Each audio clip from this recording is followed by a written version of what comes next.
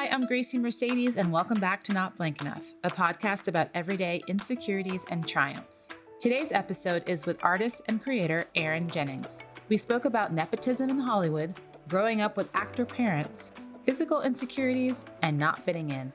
All this and more in today's episode titled Not Secure Enough.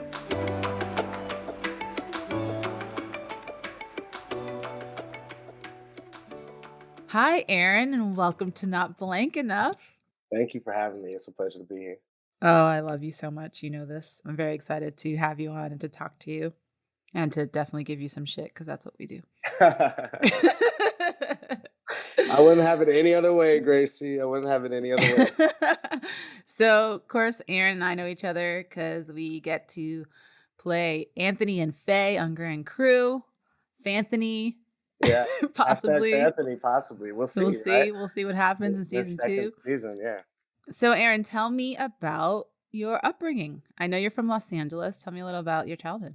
Well, yeah, as you know, I'm born and raised here in Los Angeles, California. Very, very proud of that fact. So, two artist parents. Both my mom and my dad are actors, and definitely was always exposed to the arts and always going to plays and going to musicals and going to dance recitals and on sets and so on and so forth, museums, exhibits, which was really cool. I mean, to have that exposure. I think now I realize how cool that is, or how amazing that was to have grown up in that, especially given what I now do. At the time, it was just all that I knew. But I think having friends now that didn't have that upbringing, that are pursuing the arts and wishing that they sort of had a familial system to sort of like support them. Like, I realized how amazing that was. But then on the flip side of that, right? You have, I think I've told you, before, I'm like, I don't know that I could ever really see myself seriously dating an actress anymore, right? I just think there's just too much competition in the house, or competition in the relationship, and it can just breed some weird stuff. So, I mean, my parents are still together and they love each other, and that's all fine and dandy. But it wasn't always the most ideal house to grow up in, if I'm being honest.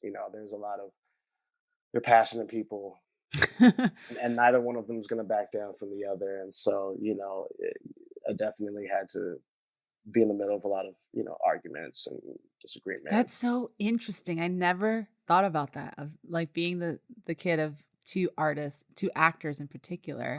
Yeah. And what that must be like, because us actors, we can be a little we can emotional be a much, and passionate. And, yeah. And like dramatic for sure. Hey, look, and I'm speaking from knowing that that's how I am myself, right? So there's no judgment passed on anyone, but yeah, it can be a bit rough. And I'm sure, I do have friends who have also been raised by two actors specifically. And I don't know per se with all of them that they've had the same upbringing. I think there's always going to be parallels that we can draw upon. And some of it's just human nature as well, right? I mean, I don't think I realized, I don't think I attributed it to that as much as I do now as I was growing up. I think now, as you get older, you can kind of have a more objective perspective, and you're able to see your parents as just as less as just your parents, but like as just human beings, right? And you see their patterns, their individual patterns and collective patterns and all that and stuff. And so I love them dearly. I love them so much. But yeah, they still to this day, have their ways, as we all do. And so And when you were growing up, did you want to be an actor when you were young, like your parents, or did that come later? not really. No, I don't think so. I was very shy as a kid. For instance, growing up, I grew up also in the church. So like I grew up in an AME church and was on the youth usher board. At one point, I was like president of YPD or vice president. I forget which one. I was in the choir. We were always active to some extent. Myself and my brother, who's 4.5 years older than me. Anyway, they would have like Christmas recitals. I can remember when it came to me, I'd be at the pulpit and it'd be my time to recite whatever. And I would just go, I would just go cold, and then my brother would have to come up and hold my hand and help me recite it. Aw. Yeah. And I still get outgoing. I was outgoing, but then I like also just didn't like speaking in public. I still don't necessarily love that. Like, like this gives me a lot of anxiety. I know you seem a little nervous. Yeah, it does give me a lot of anxiety because I'm always just like, I'm always worried that I'm going to be like ripped apart, and so I'm never unable to get out of my head fully in that regard. Yeah, yeah, yeah. No, I get that. I mean, I was a very shy kid, like very like painfully shy kid. But at home, I was like the performer, right? I was always like doing something for my mom and my aunt, and my grandma, and like dancing to Michael Jackson and making them watch me and doing all these things. But like out in the world, I was like I wouldn't leave my mom's side, Yeah. and I couldn't look people in the eye until like almost late in high school. What?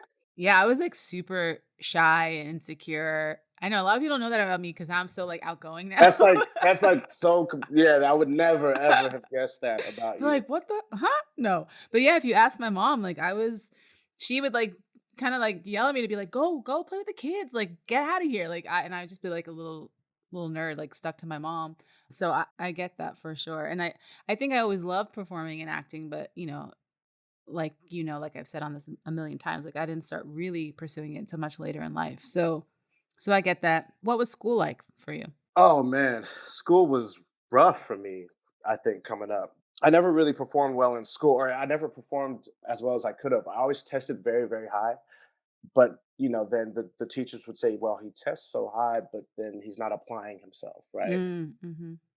And truthfully, I think at an early age, me and school developed this like weird relationship, and it became sort of like my biggest enemy. Also just made me develop this insecurity about like not being enough, not being smart enough, honestly. Like, I went to Mm. private schools here in LA. My parents made sure that they, sent us to the best schools because obviously at the 90s, there's a lot of gang violence, and just LAUSD just, notoriously isn't a good school district. And so Mhm. parents sent me to these schools, but oftentimes, myself and my brother would be, one of few black kids amongst the sea of white, or Yeah. white and Asian. And yeah, so I would have like a lot of behavioral issues that would come up, and they would contact my parents for this thing or the other. And not all of it was, some of it was my fault, my doing. But You like, were you getting into fights? What do you mean behavioral issues? I mean, granted, this is private school, so it wasn't like I was getting into fights. I would fight for sure, but not maybe in the way that you think. I would forge my parents' signature on a test that I received back, Mhm. just not turning in assignments. I think like it would be like that. Were you bored in school? I was Mm. very, very bored. I found myself not to be like as stimulated, and I don't think I learned the way that those schools in particular sought to teach their students. Very sort of regimented, very in the box. And I learned later in life that I like to think very much outside the box, and Mhm. I'm stimulated by other things. And I don't know if you know this, but I dropped out of high school. So like school and me like definitely didn't get along. So you never went back to high school?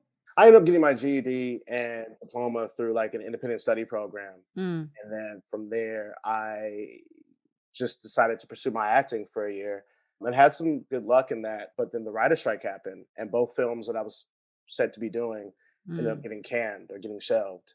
And so that's when I was like, you know what, maybe I should go to school, because my parents were like, well, you want to become an actor, and so you should learn your craft, and Mm. you also want to have something to fall back on.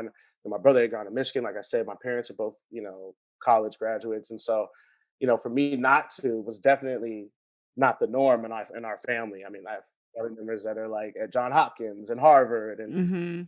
so anyway, I think that kind of that made me doubt myself a little bit, and then I went off to school for a year and a half, and then came back after that, and just kind of got back to work in my acting. Did you still feel not smart enough, like, when you went back to school? Absolutely. I think to this day there's a part of me that never feels smart enough, Mhm. And especially like if you were to place me like, I think I was watching something the other day with my girlfriend, and she said something to the extent of like, "Oh my gosh, like studying for this test, or I remember having to study for a test, and I was like, yeah, that's like one of my worst nightmares, like having to study for a test right now, like, or going back to Oh, school. I know. I actually still have I still have nightmares to this day. Not nightmares, but I still dream about going back to school and like being in high school, and then like having to finish and graduate. Like Mm. like it's still very much, I think, in my subconscious. Yeah, it seems like something that maybe, like, bothered you, and it makes sense because you were saying, like, because your family all went to college, and it sounds like maybe this is something in your subconscious that's like a little bit of an insecurity for you. Yeah, a lot of bit of an insecurity, I think. Yeah, for Hmm. sure. I get that too. I mean, I actually was a nerd and liked school and did Nerd. more well in school. Nah, It's so funny. As well as I did, I always felt like I could do better. Like I'm like I could get straight A's if I tried harder, but I'm not trying hard enough. You know what I mean? And then yeah, I also felt like not smart enough throughout college for sure. And then just in life, I think more than even in school, I constantly feel like everyone's smarter than me. yeah, And especially in conversations, I'm like, what are they talking about? right. Partly I attribute that is that I have a horrible memory and it's really hard for me to remember anything. I can attest to this horrible memory of Yeah, yours. I have a really bad memory. It's actually frightening. I'm like, I'm definitely gonna have some issues when I'm an old lady. Okay, so we got one. I love it. What were you like in high school though? Like, were you popular? Did you date all the ladies? To go back to your earlier question, in fact, you asked me like, did I always want to become an actor? The answer Hmm. was no. I was a basketball like head. I mean, that was number one for me. I thought for sure. I don't know that I ever really thought as far as like the NBA, but I was like, I'm gonna go D1 and play ball. But you were not tall enough, maybe? Woo! I knew it was coming. I set you up for it. I literally set you up for it, so it's all good. Aaron and I, let me explain to our audience that Aaron and I love to argue about height. You made it a thing. I made it a thing, jokingly at first, but then it's become our little bit because really I just didn't want to wear heels on camera.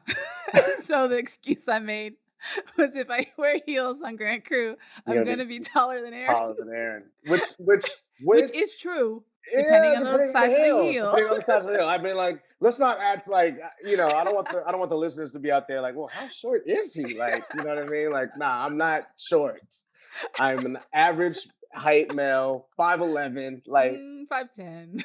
all right, well, with a boot, I'm 5'11. You know what I mean? Fuck it. Anyway, moving on. Yeah. Anyway, to answer, so ninth grade, I went to a school. It was a magnet in Compton, King Drew Medical Magnet, and I played as a freshman on varsity that year, and then decided that I wanted to transfer schools after my ninth grade year and went to a private school in Santa Monica by the name of New Roads. Yeah, in high school, I was pretty popular. I'm not going to front. Like, I was popular. Yeah, I was a ladies' man. I was definitely just having a good time. You know what I mean? I think after ninth grade, when I left, when I left King Drew, the CIF rules you have to sit out a year. So like I wasn't going to be playing basketball, and I went there truthfully because I wanted to really just like focus on my artistic endeavors.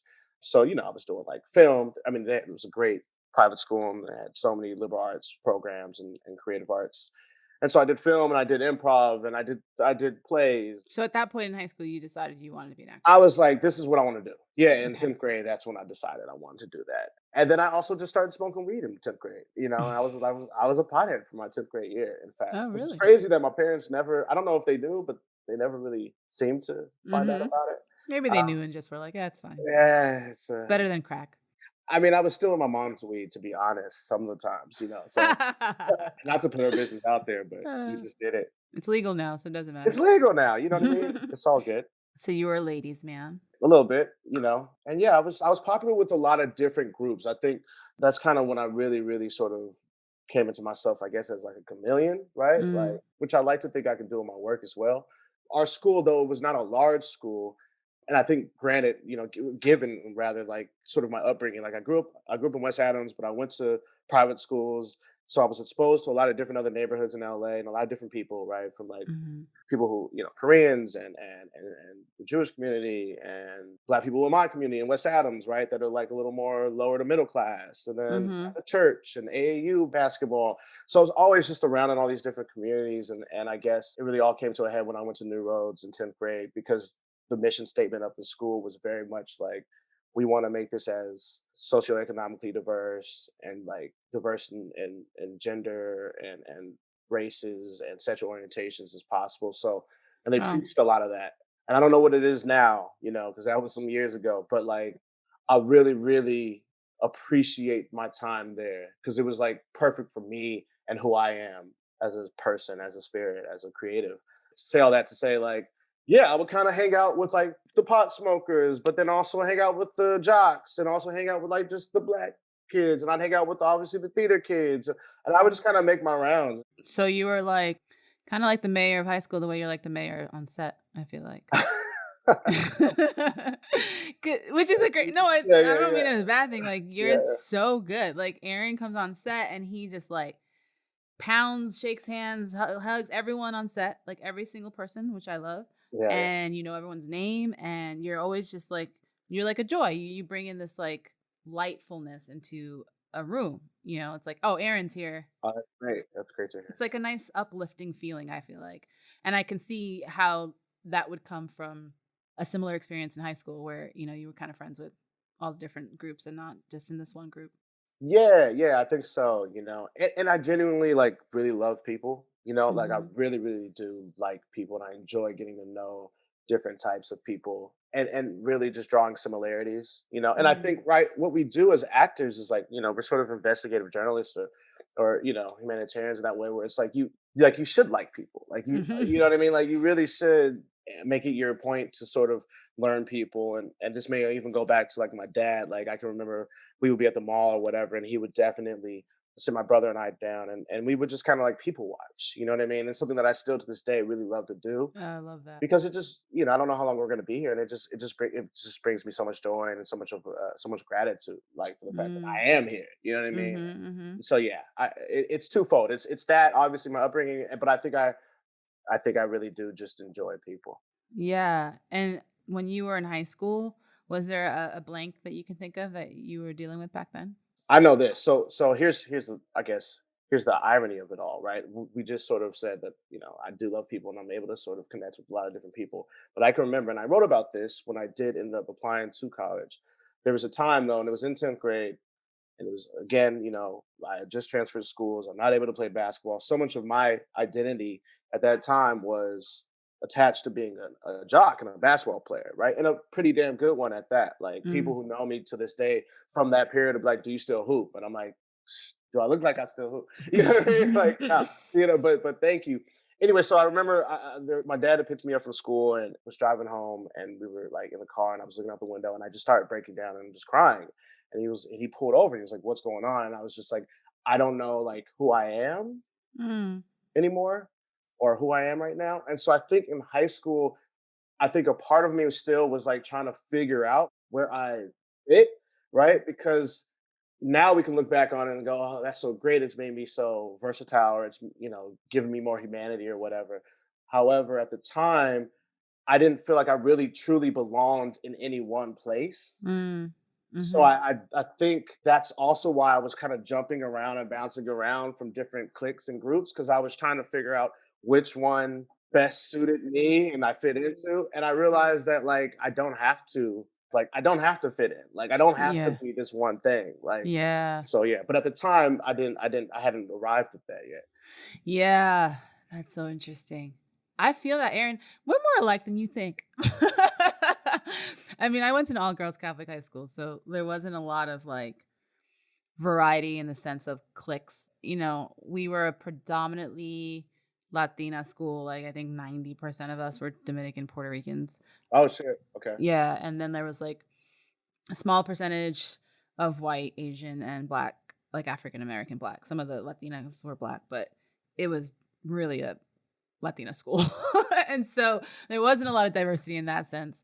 But there were definitely like cliques in other ways, you know, like the bad girls, the popular girls, the like nerdy girls, the this kind of girl, and the artsy girls. Which clique were you in at that time? And that's the thing. I was kind of like, I kind of floated around. Like, Oh, okay. I had my best friend was definitely like really beautiful and kind of popular and definitely kind of had a bad girl streak to her or could have that, you know what I mean? But then Okay. there were girls who were like way worse, like girls who were like bad. Gotcha. like Like like it's sent to all the it's all school. relative, right? Yeah, Yeah, yeah, yeah, yeah. yeah, yeah. Like No, for sent to the sure. Catholic school for help. And then there were like the nerds that I was definitely friends with them too.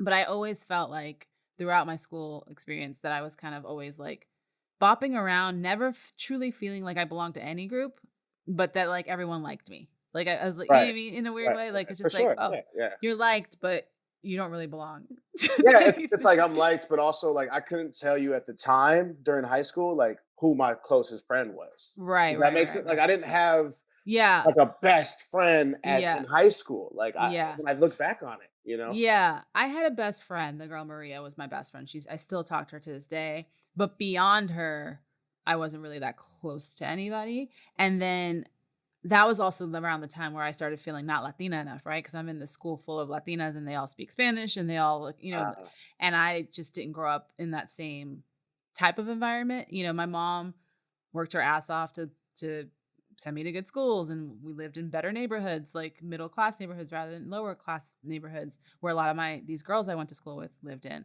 I remember being told you can't go to my two best friends lived in the Lower East Side, and back then Lower East Side wasn't the hipster well, of course not. Yeah, yeah, yeah. euphoria it is Nah, nah, today. not at all. It was Yeah, like yeah, yeah. drug Nor dealers. was Wes Adams. Yeah, exactly. Yeah. And so, yes, and like being told you can't go over there, like you have to if you go over there, you have to hang out in the house. You can't hang out on the street, kind of thing. Uh-huh, uh-huh. But I do think that makes one very versatile and very able to talk to anyone because what I mean, you kind of have this exposure to all kinds of people.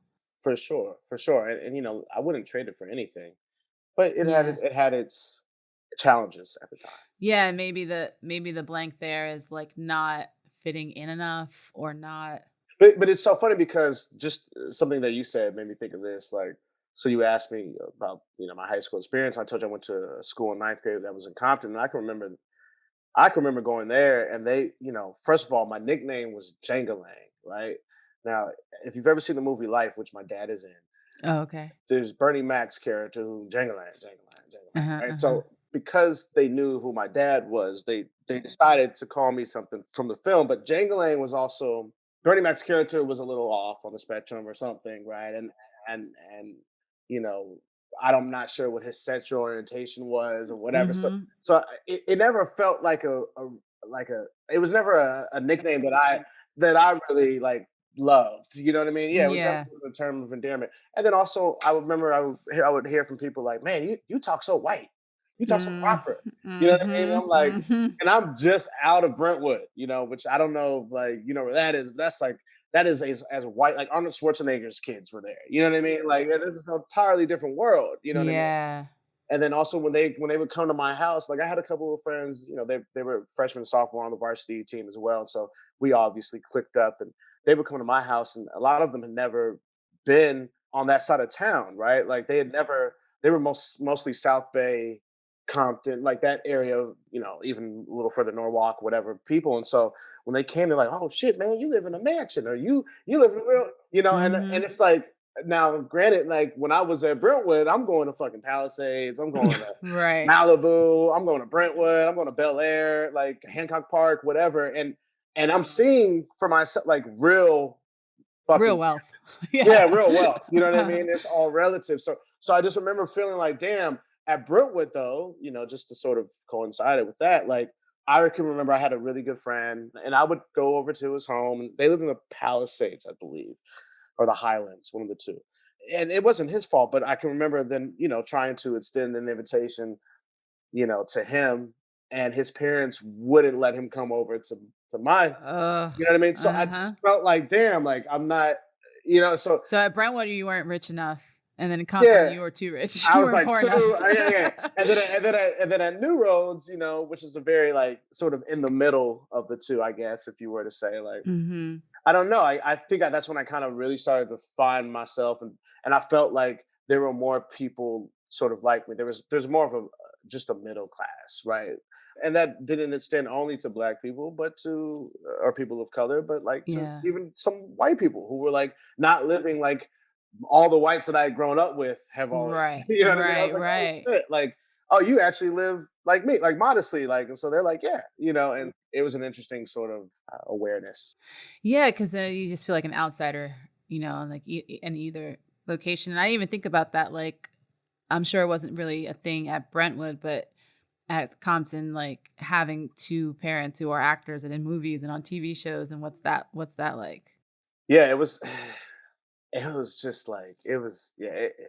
Oh shit, your daddy played on. You know what I mean. You're Yeah, like, yeah, yeah. yeah, okay, and oh shit, what you doing over here, man? Oh, or even when I made varsity, like I can remember the feeling of like, well, his dad. You know what I'm saying? Like you don't, and it's just like, man, you just can't win either way, right? So at a certain point, I think I'm not saying I always succeeded in this, but at a certain point, you have to sort of just drown that out, and Mm. you can't let it get to you. So that's what I ultimately ended up doing. But then, I left because I didn't feel completely at home there. And in fact, I had a girlfriend too at the time. I lost my virginity to her, and I broke up with her in the summer. And I remember she was texting my phone 187, and that's like What's 187? 187 is like the police call for like murder, right? And so she was like threatening me because I'd broken up with her and Oh all my that. goodness.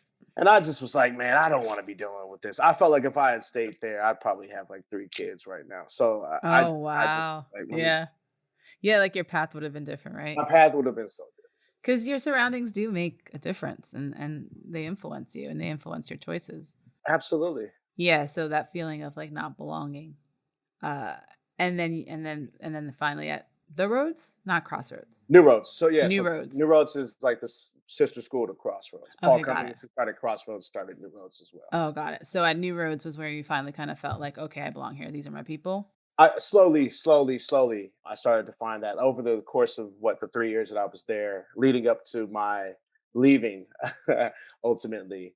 Yeah, I felt like it helped really promote and like cultivate that understanding within me. Like yeah, it promoted that. And so at the end of my time there, that's when I think I was finally like, okay, this is what I have to do. I think I need to just go pursue my acting. I'll be much happier there. I'll feel much more at home. That's my tribe. Like, and that's why I kind of went the direction that I went. So then let's talk about that. So you start pursuing acting, you leave school, start pursuing acting. How does that go? It goes really fucking well, Gracie. Like, like no. So I left school and I did this. I did this play, Take a Giant Step, which initially was a Broadway play that Louis Gossett Jr. originated in, and I did it here in LA at a couple of theaters. And they actually turned it in. The director, who has since passed, whose name I can't remember off the top of my head right now, he was in the original production, and Mm. he had this idea of turning it into a musical. And so we did it as a musical, and whatever. I mean, it was my Wait, first you sort of. sing? I used to, I used to, Oh, you used to. Okay. but I can't anymore. I Phil can't. Augusta Jackson, please write that into an episode Oh of your crew. no, no, please do not, please do not. Uh, we don't want to embarrass ourselves. And so yeah, we did this play, and that was my first entree into like professional acting. Luckily, because again I had the parents that I have that are in the industry, they were able to sort of hook me up with a manager and a commercial agent.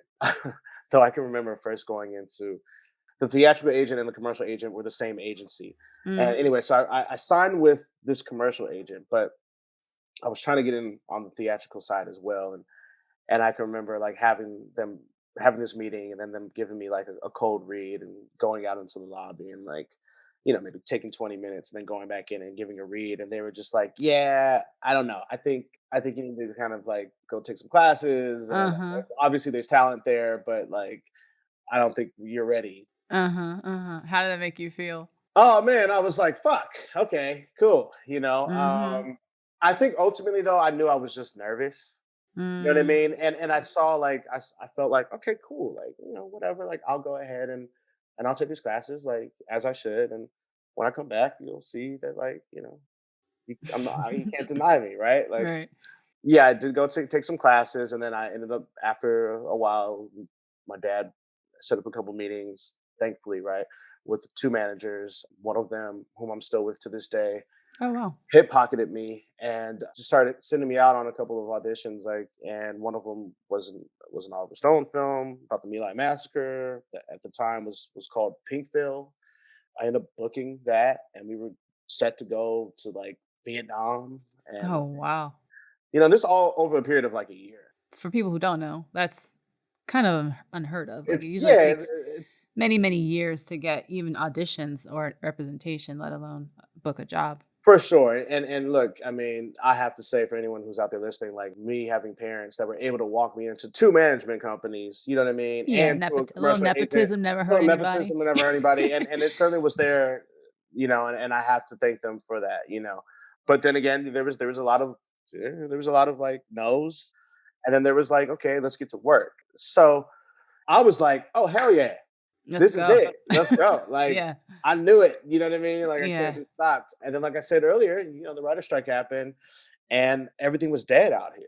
And so I just was like, I wasn't being productive, and it was time. I'm so glad my parents sort of made me do this, or made me consider it. But like, I needed to get out of LA for other reasons as well. Mm. So that's when I applied to Columbia College Chicago. Shout out Columbia College Chicago. So you went to Chicago, Went to Chicago. Yeah, yeah. and what was that like? It was great. It's a fun city. I love It's a Chicago. really fun city. Mhm. I probably had too Too much much fun fun? out there. Uh, Probably had too much fun out there. But in many ways, I think two things. One, I kind of grew into myself more as a young man, and having to be out on my own and take care of my own bills and pay my rent and find a job. I was working at JP Morgan Chase at the time as a bank teller.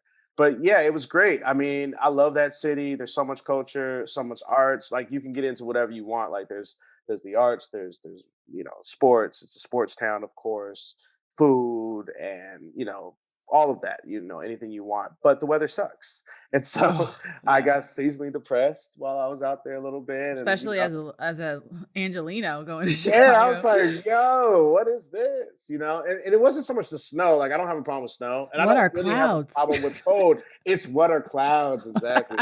What is this? And why? And like, how do people live in these conditions?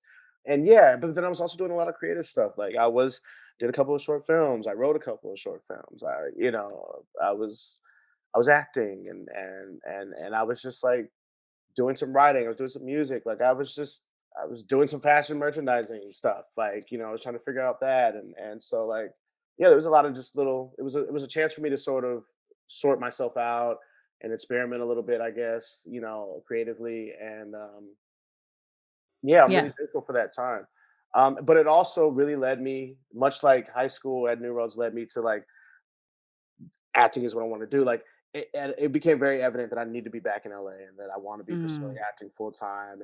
And given the opportunity that I had, like, given my cards that I was dealt, having a manager already, right? Mhm. It's like, let's go back to LA and do what we were doing now that this kind of writer strike has resolved itself. Like, let's get back to work. And so, Yeah, yeah, yeah. yeah, that's kind of how it was. In those beginning stages of your career, was there ever a blank there? Like, did you feel Oh, ready hell enough? Did yeah. you feel talented enough? Did you feel What? I mean, Gracie, I'll keep it a buck with you. Right now, I still don't even feel talented enough. I don't feel ready enough. Uh-huh. My parents both went to conservatory. And then they've done a lot of theater, and I've done my fair share of theater as well. But never having that conservatory training, and a lot of the actors that I look up to that are older and young who do have that, right? Kind of at times I felt like, well, maybe I should have really pursued that path, because I feel like I'm not, and I have a lot of friends who went to Juilliard and Yale and stuff like that, Carnegie Mellon, and so for me it's like, oh damn, did I miss out on something? Am I ill equipped? Like, I don't have as many tools in my bag in my toolkit as I need. At least that's the feeling that I have. I don't know Mhm. how accurate that is, but like, that's Yeah. the feeling certainly that I have. And so, yeah, earlier on, I would always doubt myself. I think because also my parents walked me into that management company. It's like, did I deserve this? Right. Did I earn this? And if my parents weren't actors, would I really want to be doing this? Right? Sort of, what was the driving force behind it? Yeah, earlier on, it was really, really, really tough. I think I still have days where it's really tough. I still have a huge chip on my shoulder, like, really, really. I think more than, like, maybe sometimes people know, About because I what? just like, I got so much to prove. Like, I want Mm, people to know, like, that I need to know that I can really fucking go, but I also need certain people to know. to know. You know what I mean? Yeah, I mean, I think that's pretty common among the children of artists in general. Like, if you're gonna do what your parents do, whether it's even art, I think even if like you're a lawyer or a doctor and your mom's a Sure, sure, doctor, or you know sure, what I mean? sure. Like, Yeah, yeah, for it's sure. like, oh, am I gonna live up to their status or their standards or whatever the case may be in that profession? I think it's really hard. I look at actors all the time, like bigger actors that have kids who start acting, and I'm always like, why are they acting? And, Like, and and I know that some of can't be them, easy. Yeah, like, I I know know you do. some of them. So it's like, and I'm always like, man, like, my hat goes off to you. You know what I mean? Because Yeah. I can't even imagine. Because everyone's going to compare you to that person forever and ever. And it's like, how the fuck, like, why? Everyone's going to go be a director, be a writer, do something else. But then the other thing is like maybe you really are fucking pulled to doing that. You know what I mean? Like Yeah. you're And if called you to do see that. your parent doing that your whole life, then of course, like, then it feels possible to you, right? It feels probably Yeah, more it's possible very to anyone attainable. else. Yeah, yeah, But yeah. also nepotism only gets you so far. I think nepotism, I don't have a problem with it. There's a lot of nepotism in Hollywood, but it's like, There's a lot of nepotism in the world. Like you were saying, to your other point, just about whatever career path you choose, like there's a lot of people who are working at a certain company, at a certain law firm because of their exactly. you know what I mean? But I actually think there's a difference. I think in our world it's harder. Like I think in the business world, if you get a job because your daddy's the CEO, you will probably keep that job forever. You will Yeah. probably become the CEO. Whereas if you're an actor and it doesn't matter who your dad is or your mom is, like you will get your foot in the door. But if you continually suck, people will stop hiring Because you. this other thing. Here's the other thing. Like we do our job like in front of the world. Like Yeah. so like if you're sucking, like that Yeah. is in the presence of an audience. Like after a while, they're like, yo, I just don't fucking rock with this dude. Yeah. Like Yeah. he's Yeah. just Yeah. not good. Like you can't fake the funk in that. You know what I mean? Like it's gonna show itself. You better bring it or you're not Yeah. going to get hired. Yeah. And I think that was the earlier lesson that like I was really happy. I'm really grateful that that agency was like, nah, go take some classes. Because it also echoed Hmm. what my parents were saying. It echoed what a lot of my parents' close friends were saying, right? Whose opinions I respect. And it was what I knew I needed to be doing anyway, right? It's Right. like I've always said, like, okay, maybe I didn't go to conservatory training, but I did go get my training. Like, don't get it twisted, right? Like years and years of theater, years and years of classes, like, and I still am in class. Like I still will, work with the coach. Like I still do what I need to do. Yeah, and I battle with that too, as you know. We have these talks on set all the time. Different story because my lack of training is due to the fact that I didn't really go for it until later in life. And then, I started booking commercials right away, but not to talk shit about commercials, but it's not like acting in the way it's acting on a TV show or in a Right, movie. right, right.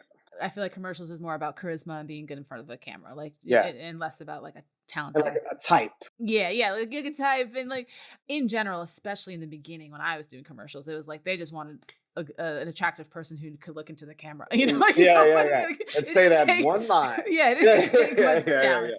yeah.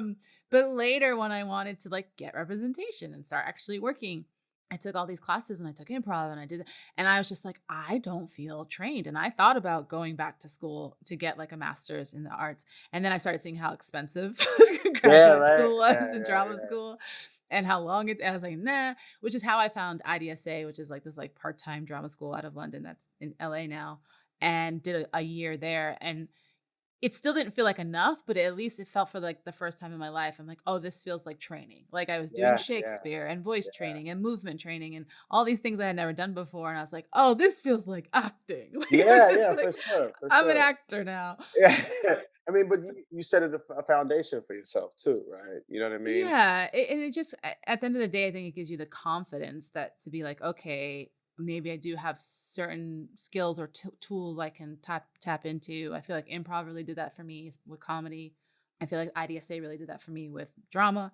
I feel like I still need training. I'm going back to class in July, even though, it's like what people think if you're on a show, like, oh, then you don't need to be in class. I'm like, no, I think you need to be on class even more if you're on a show. Yeah, yeah. And I would echo that sentiment as well. And also say that like, yeah, I mean, being on a show or shows like makes me definitely want to be in class more. But it's like as an artist, right? Like you're always constantly learning and evolving and developing. And so like I don't think of it as like, oh, I've arrived and now I no longer need this. Now Mm-hmm. I may not be in a class setting with 20 other people that are all green and you know Mm-hmm. what I mean? Mm-hmm. Like sometimes you have to find the right fit for you.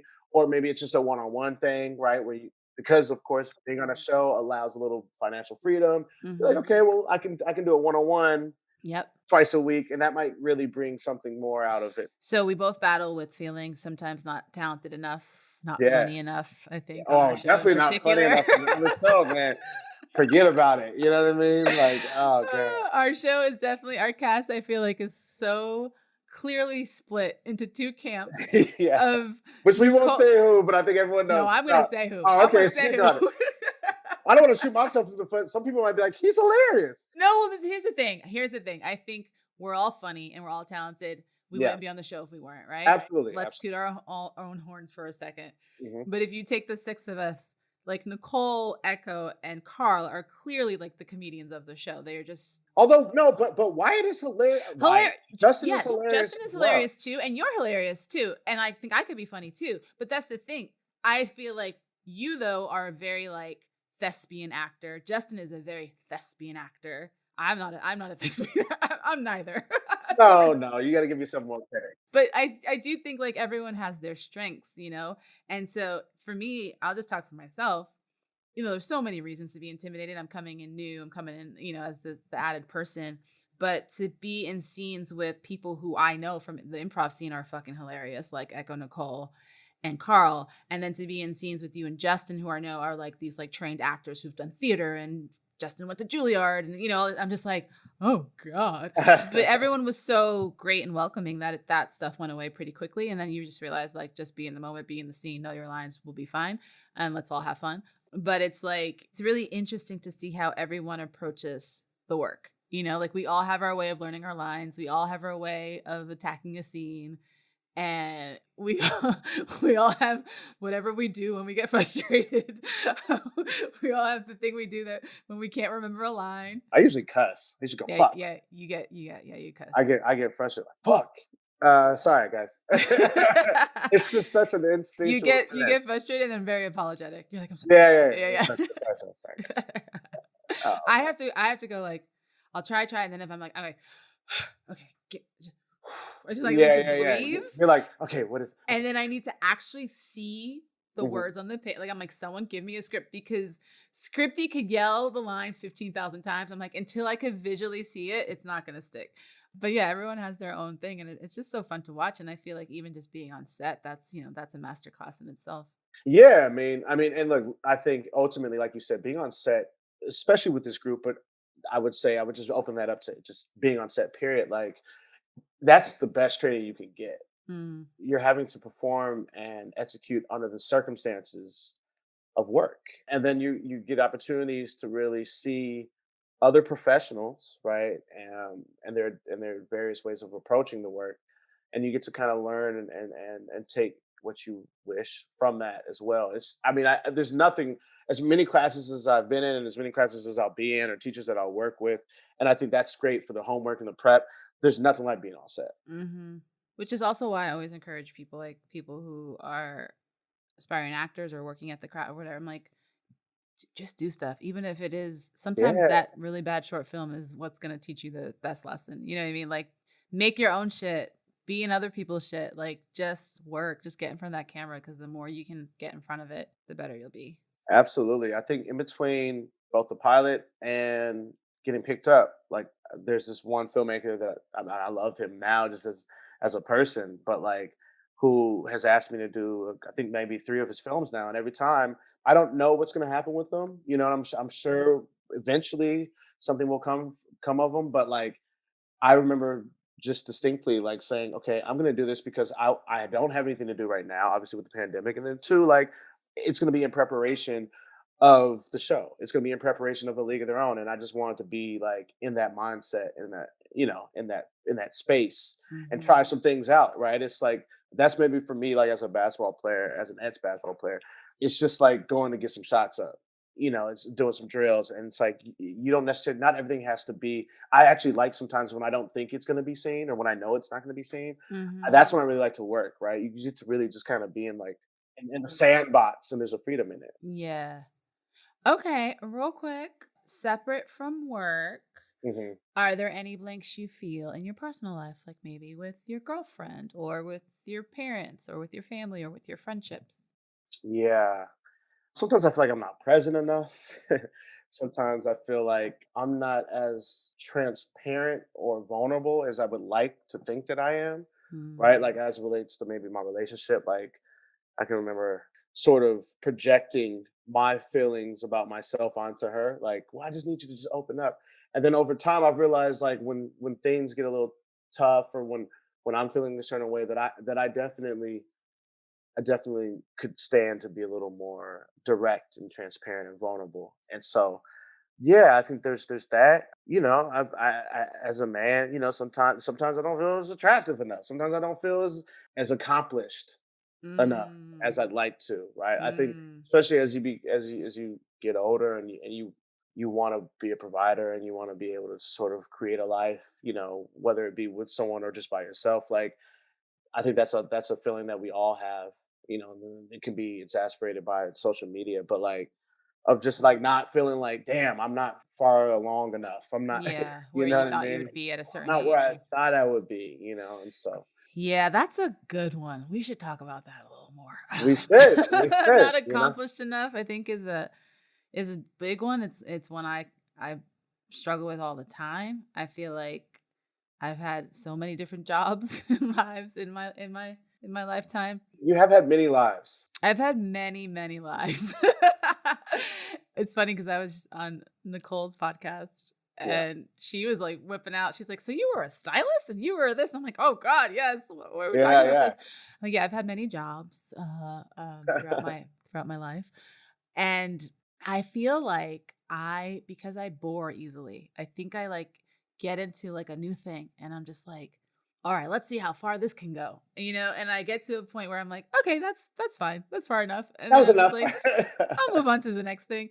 Acting is the only thing I've always wanted to do since I was like a kid, but never actually pursued it until I was like I 30. was I was gonna ask you. I don't know if we've ever talked about this, and we may have, and if so, I apologize. But selfishly, I need to know, like, at what point did you said 30? Like, what was it that really clicked for you and was like, no, okay, now's time? Was it a confidence thing, a lack of confidence before? Like, I think it was partly this first generational guilt of like, I'm the first one to go to college in my family.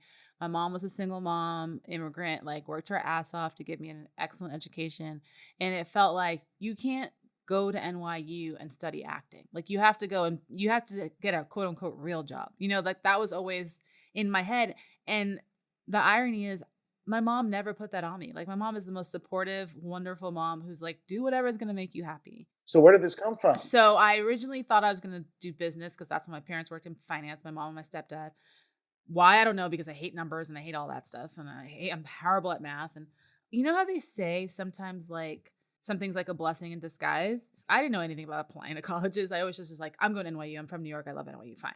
So that I applied to 3 schools. was your dream school, I guess. Yeah, that was always my dream school. Okay. And so, but what I didn't know, because I didn't know anything about this college process, my mom didn't go to college, was that every university has colleges, right? And you apply to the individual colleges within the university.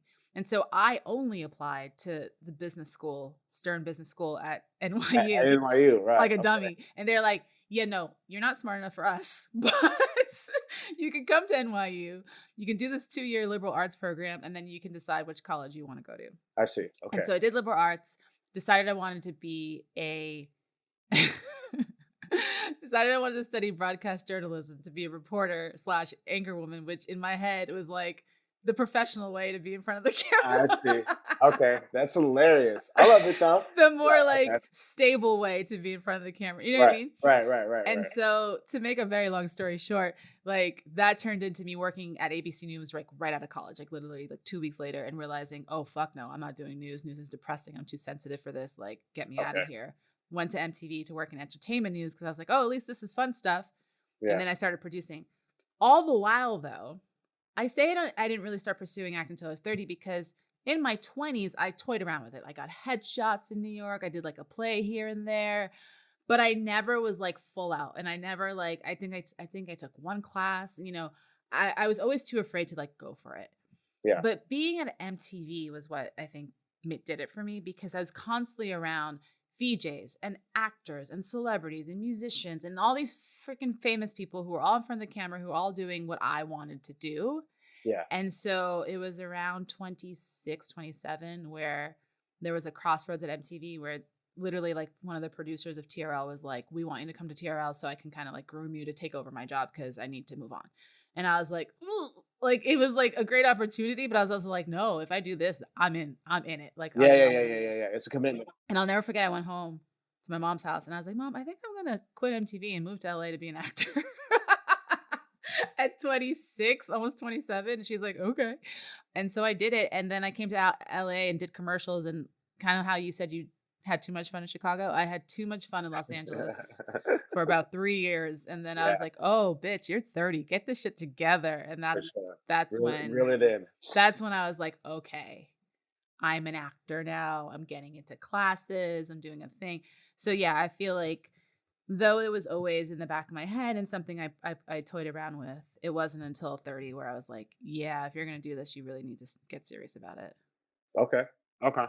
And with all that, I don't feel accomplished enough. I feel like I started too late. I feel so blessed to be a series regular on a TV show on NBC. And I think the cool thing is people hear my story and they get inspired. Like, it's never too late.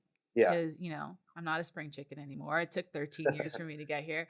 But I do believe you can go after your dream at any age. I think there's always going to be an outlier, and why not it be you? Yeah, absolutely. I agree with that. So, Aaron. Gracie. What should we call the episode? Oh, man. Not smart enough, not fitting in enough, not belonging enough, not accepted enough, not talented enough, not ready enough, not deserving enough, not proven enough, not present enough, not transparent, not vulnerable, not direct, not attractive, not accomplished. Wow, you gave me a lot. I tried to, man. You gave me a lot of blanks. I'm a very insecure person, apparently. Maybe you're not secure enough. Yeah. Honestly, not secure enough. How about that? I love it. Look at that. We did it. And I think that's why we get along so well, because I could say all these things as well. Like, yeah, for sure. I mean, it's like, why not? I was really looking forward to being on this because, unlike some of the other podcasts that I've been on, which have all been great, like when I listened to previous episodes, I was like, oh, this is just us having a conversation. I could talk to you all day. You know what I mean? And so I was like, oh, this gives me an opportunity just to be myself and be real. Other experiences, like I felt like I have to be an idea, or I have to be like entertaining, or I have to be funny, right? And it's like, I don't know if I'm any of that, but I can be me. Yeah, I appreciate this platform, and I appreciate you speaking with me. Well, thank you for saying that. I think that's why people really resonate with the episodes, because it is just people talking about their lives. And what I love is that, granted, this little Grand Crew season is so small, but like if you take even our last like 40 episodes or whatever, everyone's so different. Whether you're Black, white, Latina, Latino, LGBTQ, white, straight, whatever the case may be, we all have this shit. like we That's all just being human, have right? it. Yeah, it's just we're just all absolutely.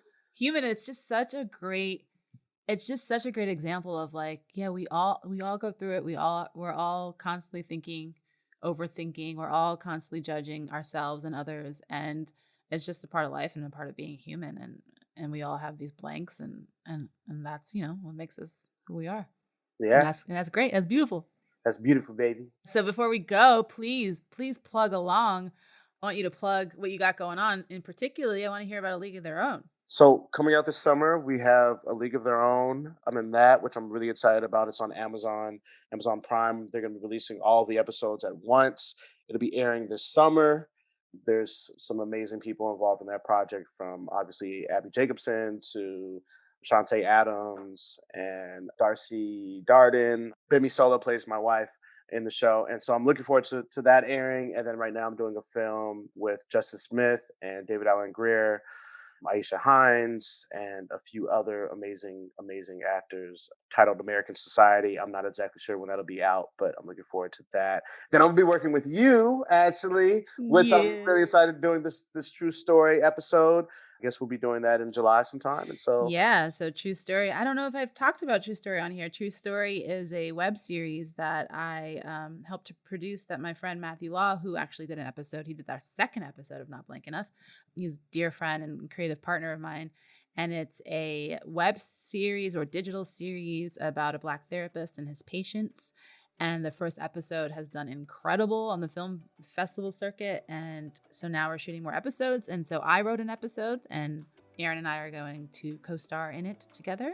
And you also produce it, correct? Right? I produced the pilot, and I'm producing some of the episodes, not all of them, but yeah. I see. Okay, Yeah. right on. So Yeah. we got a lot going on, and then we get We got a to lot shoot going Grand on. Crew in And September. there's Grand Crew in September coming back, so I'm really looking forward to that. Getting back to work with you all and the rest of the crew, and yeah, it'll be fun. It'll be fun. So that's what I got right now, mostly, and doing some writing, and we'll see what comes of that. I love it. Well, thank you, Aaron. Thank you so much for being on the show. Not Secure Enough is our title. Not secure enough. And I love you, and I'll see you soon. I love you too. Thank you for having me.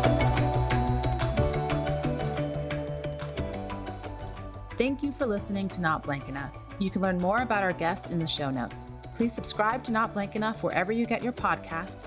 And if you like what you hear, consider leaving a rate and review. You can also follow us on Instagram at Not Blank Enough Pod. Our show today was executive produced by Gracie Mercedes and Dave Hill, and produced by Douglas Sarine and Colleen Beasley. Not Blank Enough is a Gumption Pictures production.